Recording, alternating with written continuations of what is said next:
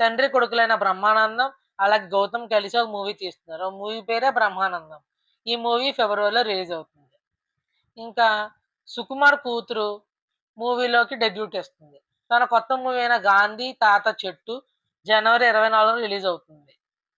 ఇంకా last update దగ్గరకు వస్తే జైలర్ 2 అనౌన్స్మెంట్ గ్రాండ్ గా కొన్ని థియేటర్స్ లో రిలీజ్ చేస్తున్నారు.